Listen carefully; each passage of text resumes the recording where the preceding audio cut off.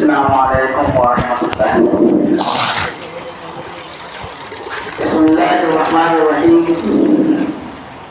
الحمد للہ رب العالمین والعاقبۃ للمتقین والصلاة والسلام علی سید المرسلین وعلی آلہ وصحبہ اجمعین، اما بعد۔ محترم بزرگوں، دینی عالمان بھائیوں، اللہ کا بڑا فضل و کرم ہے کہ اس نے اس مبارک دنوں میں ہم سبوں کو ایک فرض کی تکمیل کے لیے ایک جگہ جمع فرمایا۔ جمعہ کا دن یہ ہفتے کی عید ہے اور اس کی احادیث کے اندر بڑی فضیلت بیان کی گئی ہے۔ اس لیے اس دن مسلمان پوری دنیا میں نہایت ہی اہتمام کے ساتھ عبادت کا اہتمام کرتے ہیں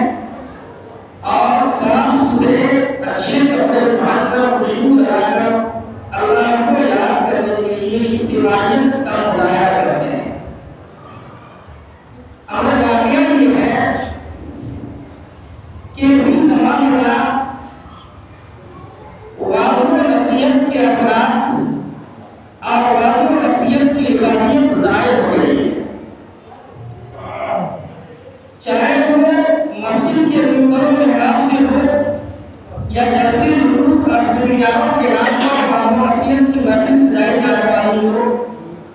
بڑے بڑے علماء کرام اور دانشوران اعظام آتے ہیں اور خطاب کرتے ہیں، بڑا سے بڑا مجمع ہوتا ہے، لیکن کوئی اس کا نتیجہ برآمد نہیں ہوتا ہے۔ سماج پر، معاشرے پر، قوم پر، ملت پر اور ملک پر اس کے کوئی اثرات مرتب نہیں ہوتے۔ اس کی وجہ یہ ہے کہ عام طور پر کہنے والے کے اندر بھی وہ اخلاص نہیں رہا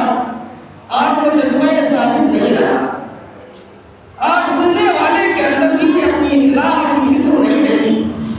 نتیجہ یہ رہا کہ ہماری جو دینی محفلیں ہوتی ہیں ان محفلوں کی بھی روحانیت ختم ہوتی جا رہی ہے۔ صورتحال اس قدر بگڑ چکی ہے کہ ہمارا ایمان اور ہمارا عقیدہ توحید یہ خطرے کی زد پر ہے۔ ہمارا ایمان اتنا متزلزل ہو گیا ہے، اتنا غیر یقینی کی کیفیت پیدا ہو گئی ہے کہ دنیا کی معمولی سی محبت اور دولت کی معمولی سی فکر بھی ہمارے ایمان کو متزلزل کر دیتی ہے اور ہمارے عقیدہ توحید کے اندر ایک خط فاصل قائم کر دیتی ہے۔ یہ بہت بڑا لمحہ فکریہ ہے پوری ملت کے لیے، پوری قوم کے لیے۔ یہ مسئلہ ایک گاؤں اور ایک علاقے کا نہیں ہے، ایک صوبے کا نہیں ہے، بلکہ عالمی سطح پر یہی ہو رہا ہے کہ جو مسلمانوں کے حالات ہیں وہ حالات ہم سبوں کو اپنی اصلاح کی طرف متوجہ کرتے ہیں کہ مسلمان اپنے ایمان کا جائزہ لیتا رہے، اپنے گریبان میں جھانک کر دیکھتا رہے، اپنا احتساب کرتا رہے کہ ہمارا ایمان ایسا تو نہیں ہے کہ ہم سے چھن گیا ہے، ہمارے دلوں سے ہمارا ایمان نکل گیا ہے، ہمارا عقیدہ توحید ختم ہو گیا ہے۔ ایک بندہ مومن کے لیے جو ایک اللہ پر یقین رکھتا ہے اور ایک نبی کو ماننے والا ہے، اس کے لیے سب سے بنیادی چیز یہ ہے کہ وہ ہمیشہ اپنے ایمان کو ٹٹولتا رہے، وہ اپنے ایمان کا جائزہ لیتا رہے اور اپنے عقیدہ توحید کی فکر کرتا رہے۔ اس لیے کہ پورا وجود مسلمانوں کا ایمان پر ہے، عقیدہ توحید پر ہے، اور پوری دنیا میں مسلمانوں کے خلاف جو سازش رچی جا رہی ہے، مسلمانوں کے خلاف جو بغاوت کی جا رہی ہے، وہ اسی راستے سے کی جا رہی ہے کہ مسلمانوں کے ایمان کو ان کے دلوں سے نکال دیا جائے، مسلمانوں کا عقیدہ توحید کمزور کر دیا جائے۔ جب اس کا عقیدہ کمزور ہو جائے گا، ایمان کمزور ہو جائے گا، تو اس کے اندر بگاڑ پیدا ہوگا، ان کے اندر فساد پیدا ہوگا اور دوسرے لوگ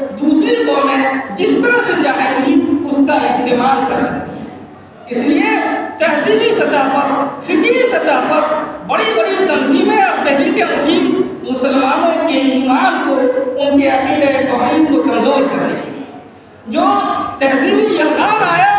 اس نے مسلمانوں کے وجود پر اتنا بڑا سوالیہ نشان لگا دیا ہے کہ اگر ہر انسان، ہر مومن اپنے گھر کا یہ جائزہ لے تو اسے یقیناً کہیں نہ کہیں یہ احساس ہوگا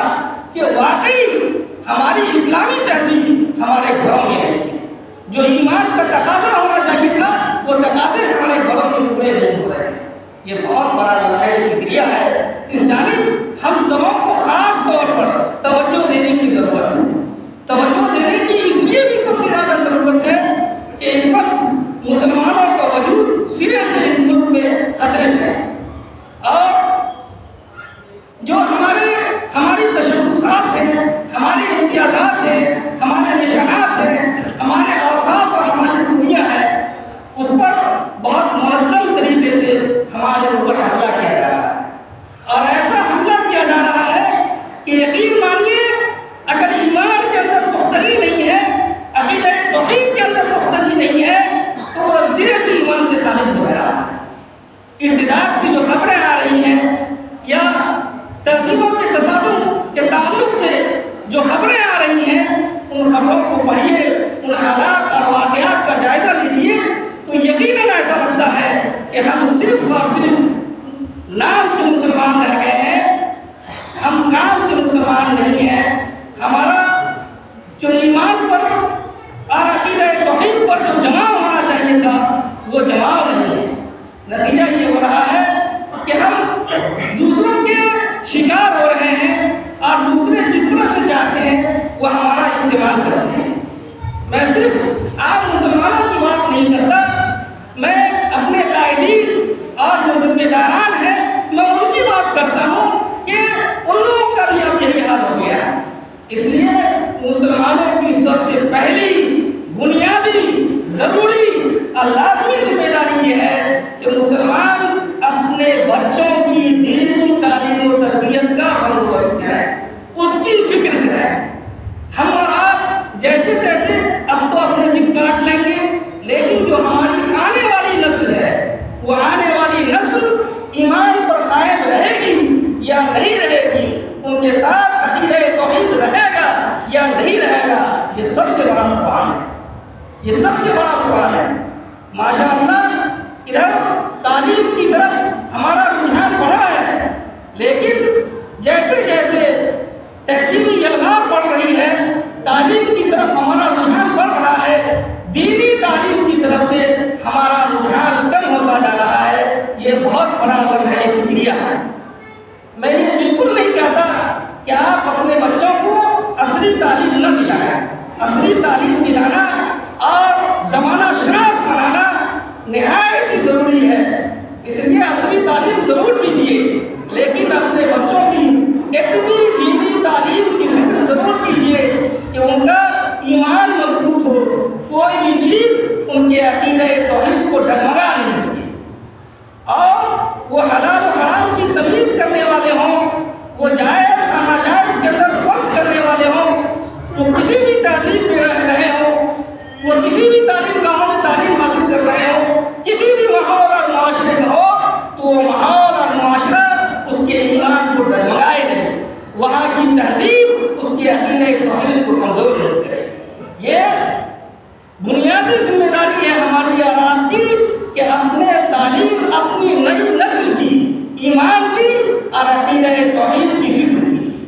اور یہ فکر اسی وقت بار آور ثابت ہو سکتی ہے جب ہم اور آپ یہ طے کر لیں گے کہ ہر حال میں ہمارا بچہ یا ہماری نسل کہیں بھی پڑھے، کسی بھی تعلیم کا ہم کو تعلیم حاصل کرے، لیکن ہم ان کو ایمان کی، عقیدہ توحید کی، دینیات کی اتنی تعلیم ضرور دیں گے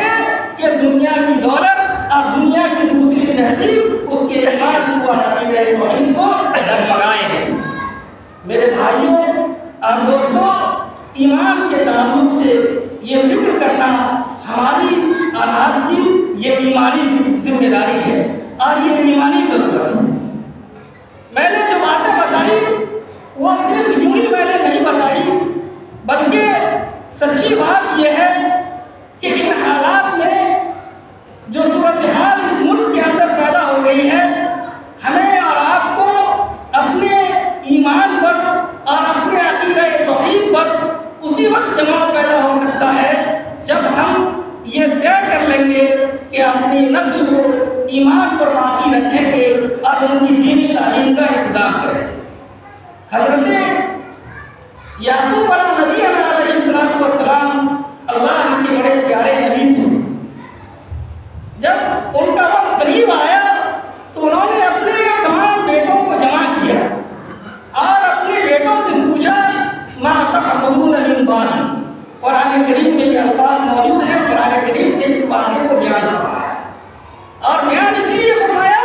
تاکہ آنے والی نسل اس واقعے سے سبق حاصل کرے۔ قرآن نے اس واقعے کو بیان فرمایا کہ حضرت یعقوب علیہ السلام نے اپنے بیٹوں کو جمع کیا اور اس سے پوچھا کہ ما تعبدون من بعدی، کہ میرے بعد تم کس کی عبادت کرو گے؟ اب سوچیے کہ ایک نبی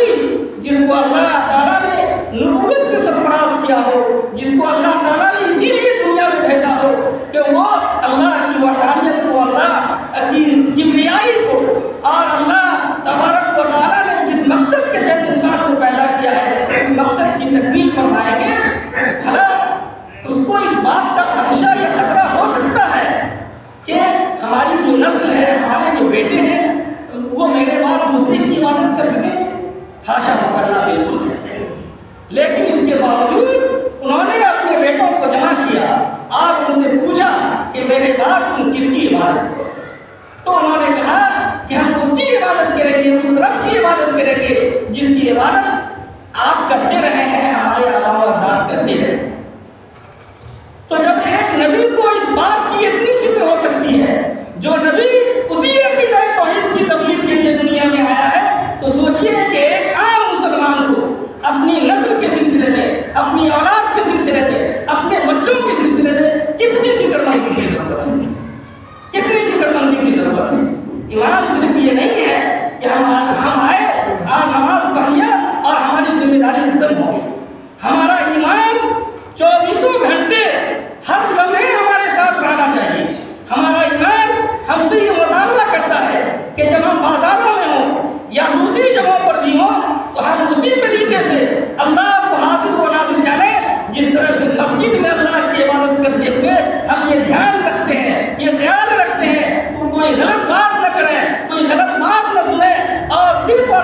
اللہ کی طرف دھیان جماتے ہیں کہ جائز اور ناجائز کے درمیان فرق ہونا چاہیے۔ اسی طریقے سے ہمارا ایمان ہم سے تقاضا کرتا ہے، ہمارا ایمان ہم سے مطالبہ کرتا ہے، اور ہمارا عقیدہ توحید ہمیں یہی تعلیم دیتا ہے کہ جب ایک مسلمان مسجد کے باہر بھی ہو، سماج میں ہو، معاشرے میں ہو، اپنے گھر میں ہو، خاندان میں ہو، رشتہ داروں کے درمیان ہو، پڑوسیوں کے درمیان ہو،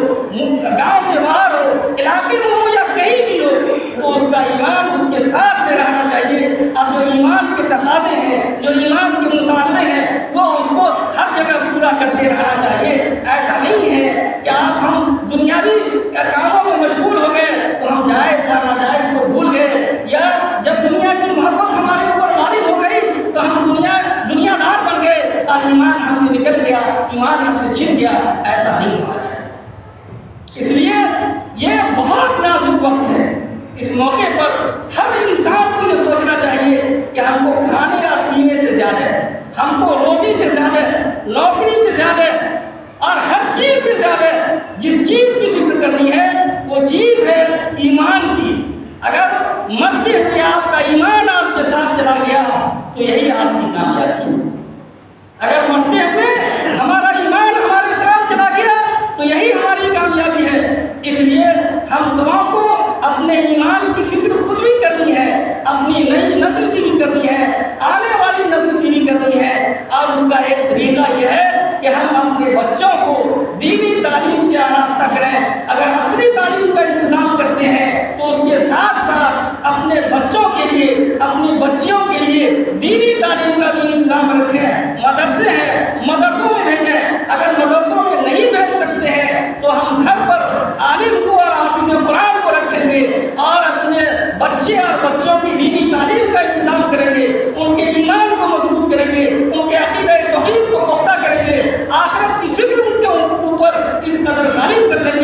وہ کہیں بھی جائے، کسی بھی ماحول میں رہے، کسی بھی معاشرے میں رہے، لیکن وہ غلط نہیں کر سکیں گے، ان کا ایمان ان کے ساتھ رہے گا اور جائز اور ناجائز کے درمیان وہ تمیز کر سکیں گے۔ اگر یہ چیز ہم نے کر لیا تو یقین مانیے دنیا بھی آئے گی اور جھک مار کر آئے گی دنیا، اور آخرت تو انشاءاللہ ملے گی۔ اللہ کے نبی کریم صلی اللہ علیہ وسلم نے فرمایا تھا کہ میں اپنے بعد اس بات کا خطرہ محسوس نہیں کرتا ہوں، اس بات سے نہیں ڈرتا ہوں کہ میری قوم فاقہ کشی کی شکار ہو جائے، لیکن میں اس بات سے ڈرتا ہوں کہ میری امت کے اوپر دنیا انڈیل دی جائے گی، آپ وہ اسی میں قتل و قتال مشغول ہو جائیں گے، آپس میں دست و گریبہ ہو جائیں گے۔ حضور اکرم صلی اللہ علیہ وسلم نے آج سے 1450 سال پہلے جو فرمایا تھا، دیکھیے کہ آج دنیا ہمارے اوپر انڈیل دی گئی، دنیا اور دولت اس قدر انڈیل دی گئی ہے کہ ہمارے پاس ایمان کے علاوہ اور عقیدہ توحید کے علاوہ ساری چیزیں ہیں، دولت کی کمی نہیں ہے، کسی چیز کی کمی نہیں ہے، لیکن جس چیز کی کمی ہے وہ یہ کہ ہمارے اندر سے ہمارا ایمان نکلتا جا رہا ہے اور ہم اللہ کی طرف سے اپنے توجہ کو ہٹاتے جا رہے ہیں۔ جس دن اس فکر کے ساتھ مسلمان اس ملک میں جینے کا فیصلہ کر لیں گے، وہ دن ہوگا مسلمانوں کی ترقی کا، وہ دن ہوگا مسلمانوں کے عروج کا، وہ دن ہوگا مسلمانوں کی سربلندی کا، مسلمانوں کی سرفرازی کا، مسلمانوں کی کامیابی کا۔ آج ہماری صورتحال اتنی کمزور ہو گئی ہے، اتنی کمزور ہو گئی ہے کہ آپ ٹرینوں میں محفوظ نہیں، معاف کیجیے گا آپ ہوائی جہاز میں بھی محفوظ نہیں۔ کم از کم حالات بگڑتے تھے تو اس پوزیشن میں رہتے تھے کہ کم سے کم ٹرین میں جائیں گے تو محفوظ رہیں گے، اور کم از کم ہوائی جہاز کا سفر کریں گے تو محفوظ رہیں گے۔ آپ صحیح مانیے اور صحیح سمجھیے اس بات کو کہ آپ ہوائی جہاز میں بھی محفوظ نہیں ہیں۔ ایک انسان اپنے گھر سے نکلتا ہے تو اس بات کی گارنٹی نہیں ہے کہ وہ شام کو اپنے گھر پہنچے گا یا نہیں پہنچے گا۔ مسلمانوں کی زندگی اتنی سستی ہو گئی ہے، اتنی آسان ہو گئی ہے کہ ہر لمحہ وہ خطروں کے وجود پر ہے، ہر لمحہ خطرہ ان کے ساتھ ہے، ہر لمحہ خطرہ ان کے ساتھ ہے۔ اس لیے اس بات کو محسوس کیجیے، اور جس دن ہم پوری ایمانی قوت کے ساتھ رہیں گے، کسی کی ہمت نہیں ہوگی کہ وہ آپ سے آنکھ ملا لے۔ آپ کے وجود کو متزلزل کرنا تو بہت دور کی بات ہے، آپ سے آنکھ ملانے کی ہمت نہیں ہوگی۔ آخر وہ تو ہمارے آباء و اجداد تھے جنہوں نے اس ملک میں سربلندی کے ساتھ جینا سیکھا سکھلایا اور پوری دنیا کے سامنے ایک نمونہ پیش کیا تھا۔ کیوں؟ اس لیے کہ وہ ایمان کے ساتھ تھے، وہ اللہ کے نبی کریم صلی اللہ علیہ وسلم کی لائی ہوئی تعلیمات کے ساتھ زندگی گزار رہے تھے۔ لیکن آج ہمیں یہ ساری چیزیں فیل ہو رہی ہیں اور ہمارا وجود خطرے میں ہے۔ اللہ کے نبی کریم صلی اللہ علیہ وآلہ وسلم پر جو پہلی آیت کریمہ اتری تھی، وہ آیت کریمہ کیا تھی؟ اقرأ بسم ربک الذی۔ وہ پہلی آیت میں اللہ تعالیٰ نے امت محمدیہ کو یہ تعلیم دی تھی کہ اپنی قوم کو تعلیم سے آراستہ کرو، اس لیے کہ تعلیم کے ذریعے سے اس کا ایمان مضبوط ہوگا اور اس کا عقیدہ مضبوط ہوگا، پھر آخرت کی فکر غالب ہوگی، اور جب اس کا ایمان مضبوط ہوگا تو دنیا کی کوئی طاقت اس سے پنجہ آزمائی نہیں کر سکتی۔ اس لیے آخری بات محاصر کے طور پر یہی ہے کہ ہم سب اپنے ایمان کی فکر کریں، اپنی نئی نسل کی ایمان کی فکر کریں، اور نئی نسل کی ایمان کی فکر یہی ہوگی کہ آپ ان کی دینی تعلیم کا انتظام کریں۔ اللہ تعالیٰ ہم سبوں کو کہنے سننے سے زیادہ عمل کی توفیق عطا فرمائے۔